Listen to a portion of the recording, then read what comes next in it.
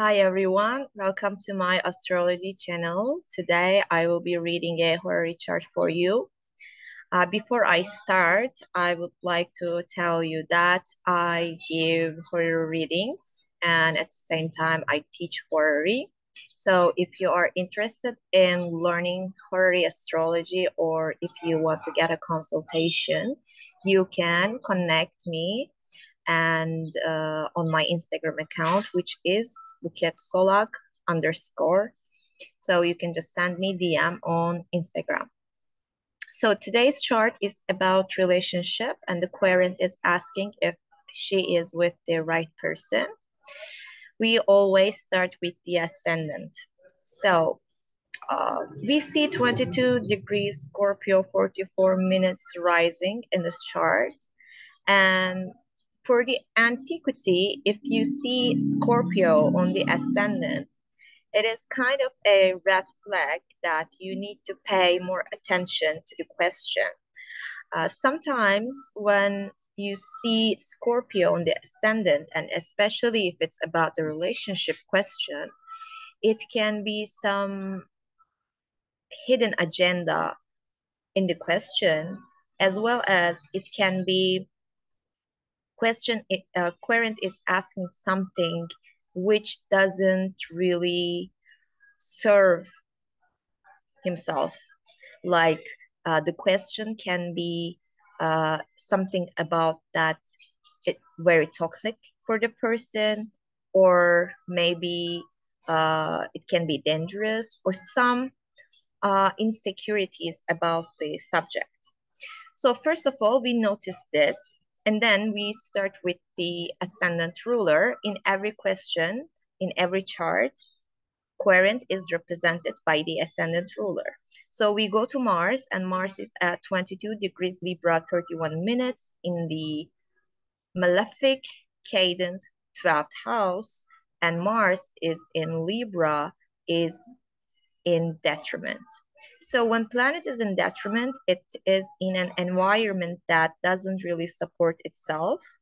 So it means that when planet is in its detriment, it can't really function. It's very insecure, is very unhappy, it's not comfortable. So we can translate it to a person, this person in this relationship feeling like she's not in the center. She's far away from where she should be, in fact, because normally Mars comforts in Aries, but Mars now is in Venus land.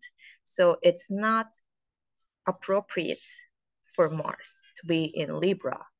So we can say that this person is not functioning well in the relationship, and probably she is asking herself, what am I doing with this person? Why am I in this relationship? What is happening to me? Why do I feel this way?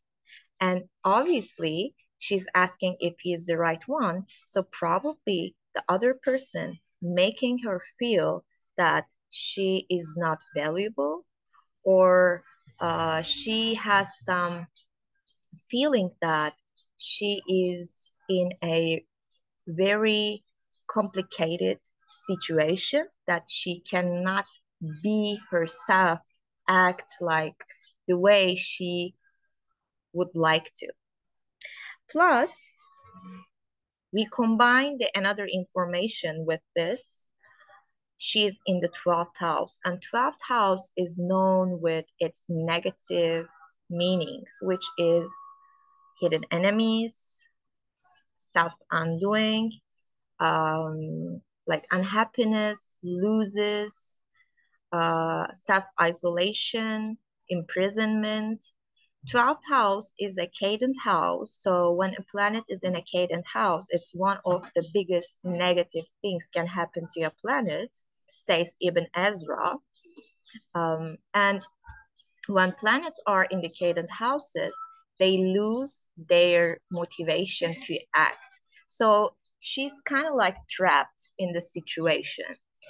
And when you are in your 12th house or in your own 12th house, it's like you are doing something against yourself.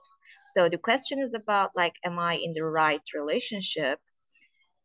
It says obviously no, because why would you even be in the 12th house in your love relationship?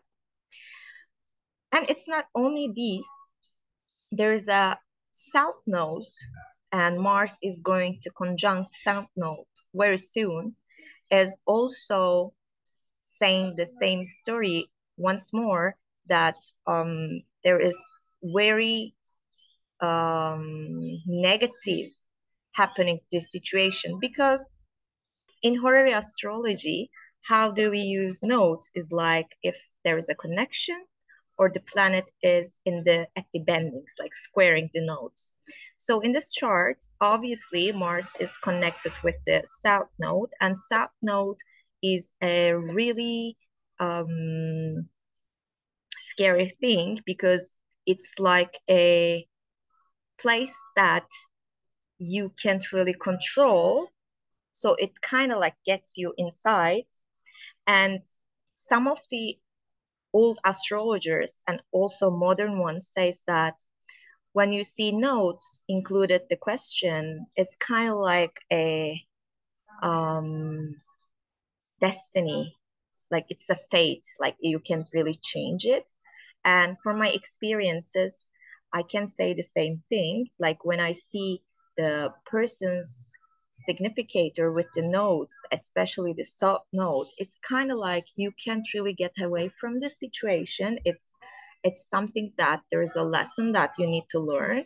So and it takes you in, it's like a magnet getting you inside. So you need to be very careful. And but in this situation, Mars is really weak to fight against it, and Mars is really weak to change the outcome. So it's kind of like it's like a karmic stuff. I don't really want to call it karmic because we do traditional astrology and I don't want to use like cliche, but for my experiences, what I notice is that when there is a south node effect, it's really hard to change it. Okay, so after that, we go to seventh house because all relationship questions are concerned about the first house and the seventh house. And seventh house is going to represent our seventh house ruler is going to represent our quested, which is the partner. And we go to the Venus. Venus is at 23 degrees Leo, 36 minutes in the 10th house. And 10th house is an angular house, and it is very on the spot because when you go to the 10th house, the atmosphere is really thin, so you can see very clearly what is it in the 10th house. So we can say that this Venus is peregrine because she has no dignity, no debility. She pretty much nothing in this degree. So it's a peregrine Venus at the 10th house. So shows that partner doesn't really seem like he knows what's he doing, because peregrination is kind of like saying that you have no responsibility, like you are not really going after it. You're kind of like there because when you're in the cadent houses, it makes you more visible. So peregrination of this guy is very on the spot. Probably this is the reason this person is asking this question, because she is noticed that there is something wrong. This person is not really serious or not really in the mood to make it work in a good way. And it's really obvious since it's in the 10th house, angular 10th house. Okay, after that, we look at the moon. And the moon is always the co-significator of the querent. And the moon is at 29 degrees, 43 minutes, 29 degrees, Aries, 43 minutes in the sixth house. And sixth house is also another testimony of malefic emphasis under this question because sixth house is the slaves, illness, servants, and accidents, like things that doesn't really support the person since it's a cadent house, doesn't see the ascendant, and ascendant is light. So we can say that it's one of the dark houses, malefic houses. So both of the current significators are in the cadent house and the malefic houses. Plus, this moon is at the anaretic degree, which means that there is some turning points happening, like something is going to change, like something is going to end. But when there is a 29 degrees, it's kind of like crisis, like a huge stuff is happening. But since it's in the sixth house, we can't really say that something nice is going to happen because you're in the house of illness, sickness, slavery. Okay, so, and the moon is peregrine at the same time in Aries. So when we look at these kind of relationship charts, and if we see Uranus or Neptune or Pluto, but especially Uranus and Neptune on the cusp of seventh house, it tells a story. So when you see Uranus, you can't really trust because Uranus is something that wait for unexpected. There are some things that you would be shocked, like you would be like, how can it be happening? That's something that you are not aware, you are not really waiting for it. And at the same time, when there is Uranus, it's like you can't rely on it, like you can't be sure because this person can do anything. And when there is Uranus, it's most of the time you will be like, really?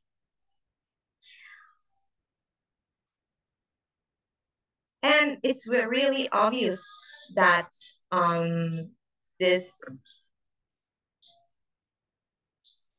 this Mercury, oh sorry, this Mars, the Aquarius, is in quincunx with Uranus. So this Mars is kind of like unaware of this Uranus, that this person can be changed, can act like crazy, can hear something that really odd, not usual.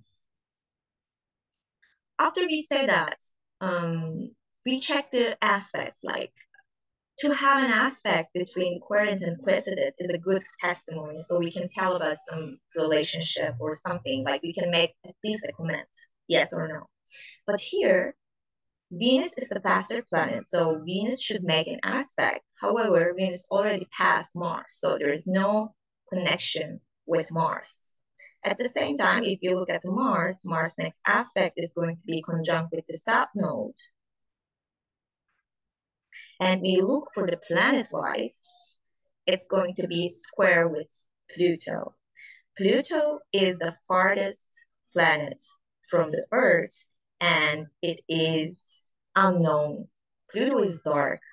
Pluto is intense. Pluto is huge.